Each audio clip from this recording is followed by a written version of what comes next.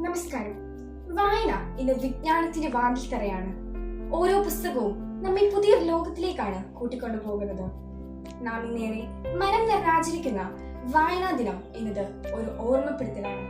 ജീവിതത്തിൽ വായനയുടെ അത്യന്താപേക്ഷിതത്വം എത്രത്തോളം ഗൗരവം നിറഞ്ഞതാണ് എന്നുള്ളത്. വായനാ ദിനം ഇന്ത്യയിൽ ജൂൺ 19 ആചരിക്കുന്നത്. വായനാ ദിനം എന്നത് വായനാ പിതാവായി അറിയപ്പെടുന്ന പി.എൻ. പണിക്കരുടെ ജന്മദിനത്തോടനുബന്ധിച്ചാണ്.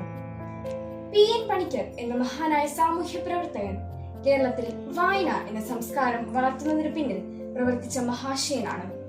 വായിച്ചു വളരുക, ചിന്തിച്ച് വിവേകം നേടുക എന്ന സന്ദേശം കൊണ്ട് അദ്ദേഹം കേരളത്തെ ഒരു സാക്ഷര സംസ്ഥാനമായി മാറ്റിയത് നമുക്ക് അഭിമാനത്തോടെ ഓർക്കാം.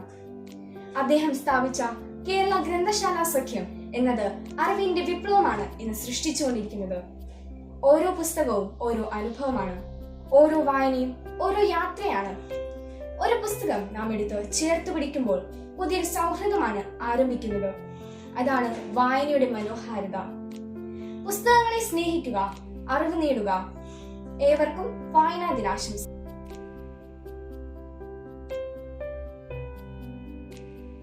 നമസ്കാരം. ഇന്ന് ജൂൺ 19 വായനാ ദിനം. നമുക്കിന്ന് വായനയെ കുറിച്ച് ഒരു കവിത ആയാലോ? വായിക്കുക, വളരുക, വിണ്ണിലേക്കുയരുക, വിജ്ഞാന ശ്രീകോവിലിൽ തിരുവിക്രമാവുക. വായിക്കുക, വളരുക, വിണ്ണിലേക്കുയരുക, വിജ്ഞാന ശ്രീകോവിലിൽ തിരുവിക്രമാവുക. വായിക്കുക, വളരുക.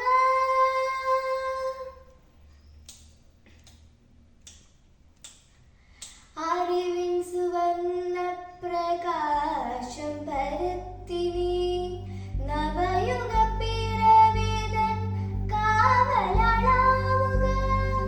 അറിവിൻ സുവർണ്ണ പ്രകാശം പരത്തിനി നവയുഗ പിറവിതൻ കാവലാളാവുക. അക്ഷരങ്ങൾ അഗ്നിസ്ഫുലിംഗങ്ങളാവട്ടെ, വാക്കിന്റെ ജാലങ്ങൾ ജിഹ്വമേൽ ജ്വലിക്കട്ടെ. അക്ഷരങ്ങൾ അഗ്നിസ്ഫുലിംഗങ്ങളാവട്ടെ, വാക്കിന്റെ ജാലങ്ങൾ ജിഹ്വമേൽ ജ്വലിക്കട്ടെ. വായിക്കുക, വളരുക, വിണ്ണിലേക്കുയരുക, വിജ്ഞാന ശ്രീകോവിലിൽ തിരുവിക്രമാവുക. വായിക്കുക, വളരുക. എല്ലാവർക്കും എന്റെ ഹൃദയം നിറഞ്ഞ വായനാ ദിനാശംസകൾ. നന്ദി.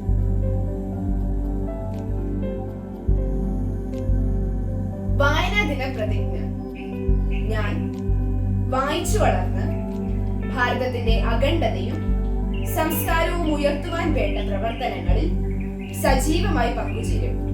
തീവ്രവാദത്തിനും മതമൗലികവാദത്തിനുമെതിരെ പ്രതികരിക്കുകയും മദ്യം, മയക്കുമരുന്ന്, സ്ത്രീകൾക്കെതിരായ അതിക്രമങ്ങൾ തുടങ്ങിയവയ്ക്കെതിരെ ചിന്തിക്കുകയും പ്രവർത്തിക്കുകയും ചെയ്യും.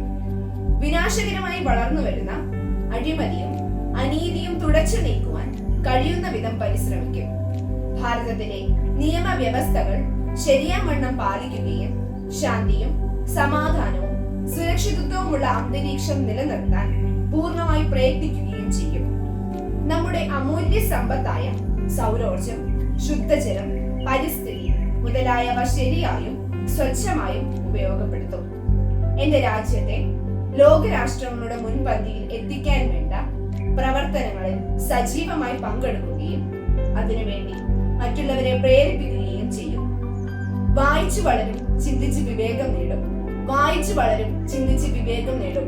വായിച്ചു വളരും, ചിന്തിച്ച് വിവേകം നേടും. ജയ്.